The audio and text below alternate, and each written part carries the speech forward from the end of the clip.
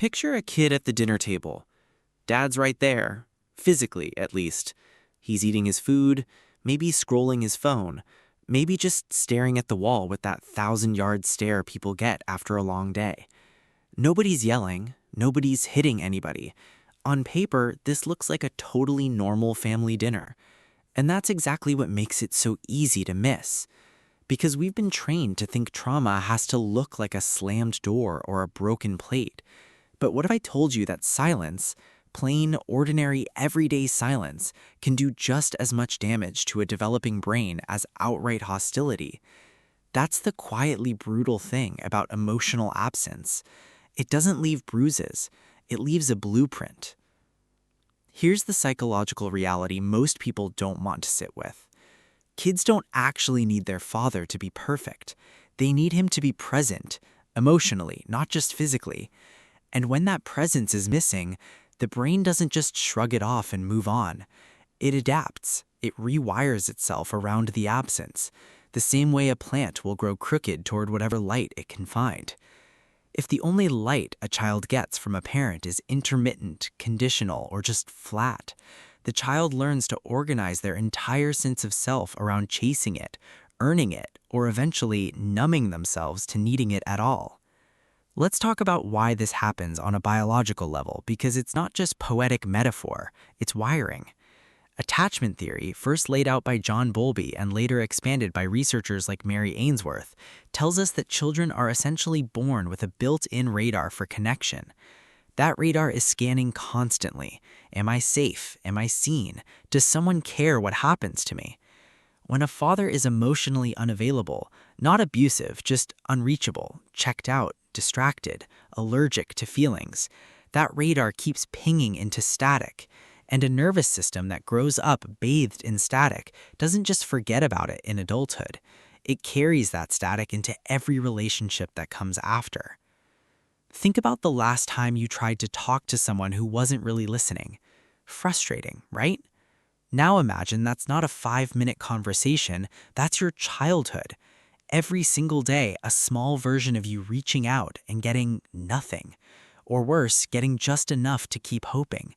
Psychologists call this intermittent reinforcement, and it's the exact same mechanism that makes slot machines so addictive. You don't need constant reward to get hooked. You need occasional, unpredictable reward. A father who's warm on Tuesday and ice cold on Wednesday isn't giving his kid stability.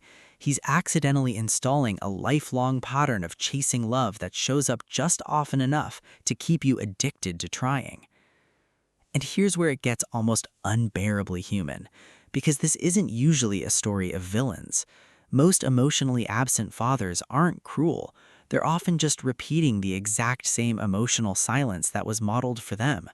Somewhere back down the family line, there's probably another man who was told, explicitly or not, that feelings were weakness, that providing money was the same thing as providing love, that showing up meant showing up for work, not showing up for a hug.